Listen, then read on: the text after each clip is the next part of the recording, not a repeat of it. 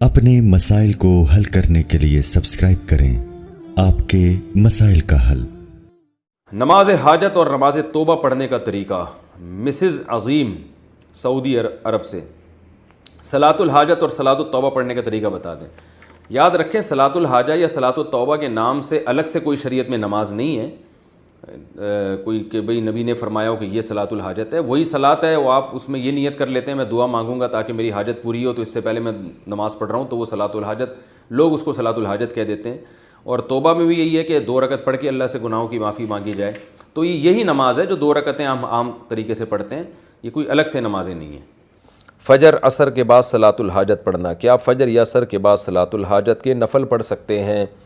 فجر اور عصر کے بعد کسی قسم کی نفل نماز جائز نہیں ہے، اور یہ بھی سمجھ لیں صلاۃ الحاجت کے نام سے کوئی شریعت میں الگ سے نماز نہیں ہے۔ بس 2 رکعت آپ دعا مانگنے کے لیے پڑھیں کہ اللہ سے میں اپنی حاجت مانگوں گا، تو اس کو آج کل صلاۃ الحاجت کہہ دیا جاتا ہے، لیکن یہ کوئی الگ سے اسلام کی کوئی نماز نہیں ہے۔ تو باقی کوئی بھی نماز ہو، فجر اور عصر کے بعد نفل نماز اگر ہے تو وہ پڑھنا جائز نہیں ہے۔ صلاۃ التسبیح کی شرعی حیثیت۔ بہت سے لوگ کہتے ہیں کہ اسلام میں صلاۃ التسبیح کی کوئی حیثیت نہیں ہے، کیا یہ درست ہے؟ نمرہ بلال صاحبہ نے سوال پوچھا ہے۔ دیکھیں صلاۃ التسبیح کے بارے میں جتنی احادیث ہیں کوئی ایک بھی صحیح حدیث نہیں ہے، پہلی بات تو یہ۔ دوسری بات یہ کہ فقہا کا اصول ہے کہ ضعیف حدیثیں جب کثرت سے ہوں تو وہ درجہ حسن تک پہنچ جاتی ہیں، یعنی قابل قبول ہو جاتی ہیں۔ وہ اس بیس پہ اگرچہ صحیح حدیث ایک بھی نہیں ہے، لیکن کثرت سے حدیثیں ہیں، اگرچہ وہ ضعیف ہوں تو وہ مل کے ایک قوت مل جاتی ہے ان کو۔ اس بیس پہ جمہور علماء کا یہی مذہب ہے، یہی ان کا قول ہے، یہی ان کا فتویٰ ہے کہ صلاۃ التسبیح کو بالکل کالعدم قرار دے دینا یہ درست نہیں ہے۔ اس نماز کی ایک حیثیت ہے، یہ سنت عمل ہے، کیونکہ ضعیف روایتوں کی کثرت کی بیس پہ جو ہے وہ فتویٰ یہ دیا جائے گا کہ یہ نماز ثابت ہے، اور وہ فضیلت جو اس کی حدیث میں آتی ہے وہ فضیلت ثابت ہے۔ لیکن بعض علماء کا موقف یہ ہے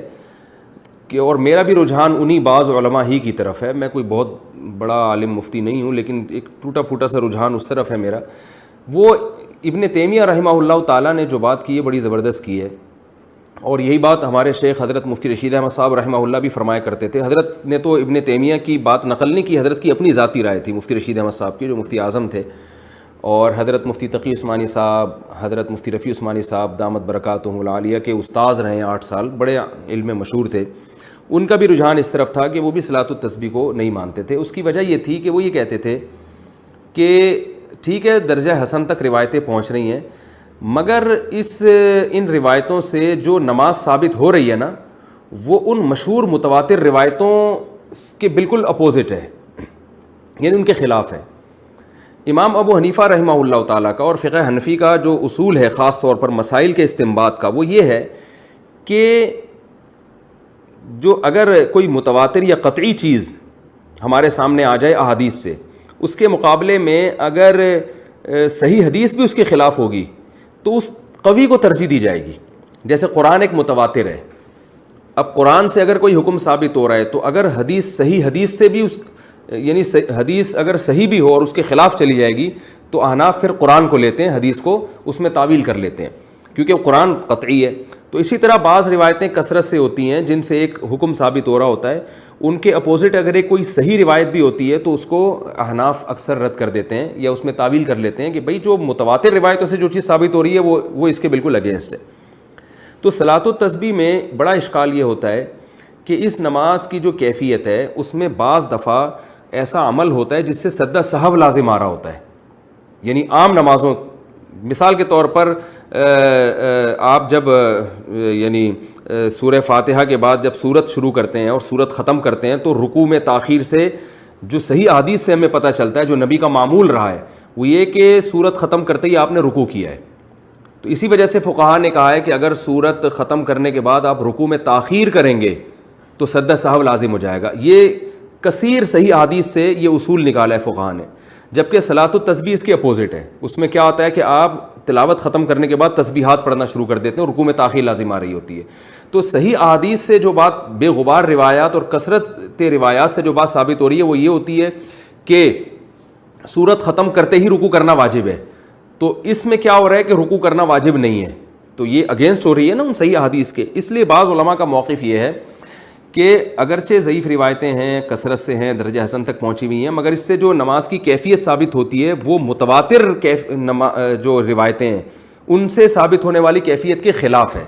تو جو قوی ترین چیز ہے اس کو لیا جائے اور اس کے جو اپوزٹ اس کے جا رہی ہے اس کو ترک کر دیا جائے. اس بیس پر مفتی رشید احمد صاحب رحمہ اللہ تعالیٰ کی رائے تھی، حالانکہ انہوں نے کئی سال صلاۃ و تسبیح پابندی سے پڑھی ہے،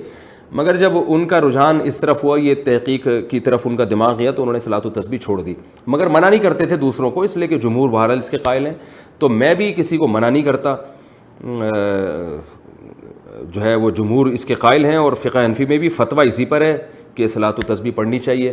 تو لیکن بعض علماء بہرحال اس طرف گئے. اور پھر میں نے بعد میں علامہ ابن تیمیہ رحمہ اللہ تعالیٰ کی تحقیق پڑھی، انہوں نے بھی یہ بات لکھی ہے کہ لم یثبت مثلہ بمثلہ، کہ جس قسم کی نماز ان روایتوں سے ثابت ہو رہی ہے صلاۃ و تسبیح والی، تو اس جیسی نماز جو صحیح روایتوں کے بالکل اگینسٹ جا رہی ہے اس کے لیے بہت مضبوط دلیل ہونی چاہیے. تو یعنی اتنی کمزور دلیل سے وہ ثابت اس کو نہیں کیا جا سکتا، کیونکہ یہ صحیح روایتوں کے اگینسٹ جا رہی ہے. یعنی جو مفتی رشید احمد صاحب کہا کرتے تھے، تو ابن تیمیہ رحمہ اللہ کی رائے بھی میں نے دیکھی کہ وہ بھی بالکل اس کے مطابق ہے، لیکن بہرحال جمہور اس کے قائل ہیں. علامہ ناصر الدین البانی رحمہ اللہ تعالیٰ وہ صلاۃ و تسبیح کے قائل ہیں، اور انہوں نے اس مسئلے میں عبداللہ ابن مبارک رحمہ اللہ کی تقلید کی ہے، اور بالکل واضح لفظوں میں تقلید کی ہے. ان کی تحقیق جو میں نے پڑھی تو انہوں نے بتایا کہ اگرچہ ضعیف روایتیں، لیکن عبداللہ ابن مبارک رحمہ اللہ تعالیٰ جیسا محدث، وہ کہتے ہیں جب وہ پڑھا کرتے تھے تو پھر ہم اس کو سنتی سمجھتے ہیں. تو یعنی کیونکہ عبداللہ ابن مبارک بہت بڑے محدث تھے، فقیہ بھی تھے، تو انہوں نے کہا کہ عبداللہ ابن مبارک نے چونکہ اس نماز کو افضل سنت قرار دیا اور ثابت قرار دیا ہے، تو اتنے بڑے محدث کی رائے کو میں فالو کر رہا ہوں. تو انہوں نے اس تقلید کا لفظ تو ذکر نہیں کیا، لیکن انہی کی تقلید میں، تقلید اسی کو کہتے ہیں کہ آپ کسی پر اعتماد کر کے کہ بھئی جب اتنا بڑا آدمی ایک چیز پہ فتویٰ دے رہا ہے تو میں بھی اس پر اعتماد کرتا ہوں. تو اگر کوئی تقلید کے طریقے پر اگر کوئی عبداللہ بن مبارک کو فالو کرے یا کسی دوسرے مجتہد کو، پھر تو ٹھیک ہے، لیکن اگر تحقیق کی دنیا میں جاتے ہیں تو پھر میرا رجحان اسی طرف ہے، کیونکہ امام حنیفہ سے صراحتاً اس بارے میں کچھ منقول نہیں ہے، امام مالک سے بھی صراحتاً اس بارے میں کچھ منقول نہیں ہے، یہ حضرات اس بارے میں خاموش ہیں. تو اگر ان سے منقول ہوتا تو بھی ہم کہتے کہ یہ اتنے بڑے لوگ ہیں، یقیناً ان کے سامنے کوئی مضبوط دلیل ہوگی، یا یہ اس حدیث کو یقیناً صحیح سمجھتے ہوں گے، کیونکہ مجتہد کا کسی حدیث پہ فتویٰ دے دینا یہ اس کی علامت ہے کہ اس کی نظر میں یہ حدیث بالکل صحیح ہے. تو وہ اگر یہ فیصلہ کر دیتے یہ حدیث صحیح ہے، تو پھر کیونکہ حدیث کا صحیح اور ضعیف کہنا بھی تو محققین کا کام ہے نا، یہ فیصلہ عام آدمی کے لیے آسان نہیں ہے. تو اس بیس پر میرا اپنا جو ذاتی رجحان ہے وہ یہی ہے کہ صلاۃ التسبیح کوئی پڑھ رہا ہے تو ٹھیک ہے، جمہور کے قول پر عمل کرے، دونوں طرف دلائل ہیں، لیکن میرا جو رجحان ہے کہ جب صحیح احادیث سے جو نمازیں ثابت ہیں وہ اتنی کثرت سے ہیں، جو بالکل بے غبار روایات ہیں، اور ان میں اتنا ثواب ہے، تو بھائی جو کمزور چیز ہے اگر بہت وقت بچ جائے تو اس کی طرف آئیں اور صحیح حدیث کو فالو کریں، تو یہ میرا خیال ہے زیادہ اچھا ہے. لیکن بہرحال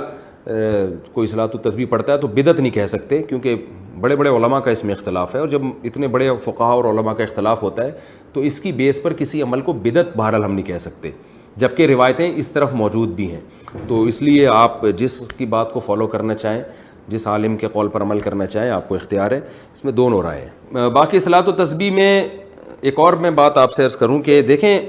نماز تو جمہور کا مذہب تو یہی ہے، فقہ حنفی میں بھی فتویٰ اسی پر ہے کہ صلاۃ التسبیح پڑھنا سنت ہے، بڑے بڑے علماء اس کے قائل رہے ہیں، جس کی ڈیٹیل میں نے آپ کو بتائی. باقی بعض لوگوں کا ایک مزاج بھی ہوتا ہے، میرا ایک اپنا ایک جو مزاج ہے، میں کہتا ہوں یار ایسی چیز کو لو جو بالکل بے غبار ہو،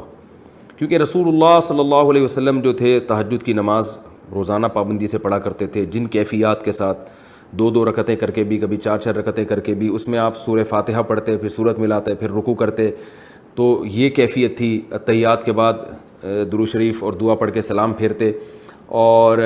اسی طرح اشراق کی نماز آپ نے بتائی، اوابین کی نماز بتائی، یہ بالکل بے غبار روایات سے ثابت ہیں، ان میں کوئی اختلاف بھی نہیں ہے. تو بعض کا مزاج بھی ہوتا ہے، میرا مزاج یہ کہ بھائی ایسی چیز کو لے لو جو بالکل بے غبار ہو. لیکن بعض لوگ کہتے ہیں کہ بھائی اس میں چونکہ تسبیح کا عمل بہت زیادہ ہو رہا ہے اور بڑی لمبی نماز ہوتی ہے اور تسبیح سے ایک طرف دماغ لگتا ہے، اس بیس پہ کہتے ہیں کہ یہ پڑھنی چاہیے. تو اس میں ایک ذوق کا بھی اپنا دخل ہوتا ہے. تو دونوں رائے ہیں، آپ جس رائے کو چاہے فالو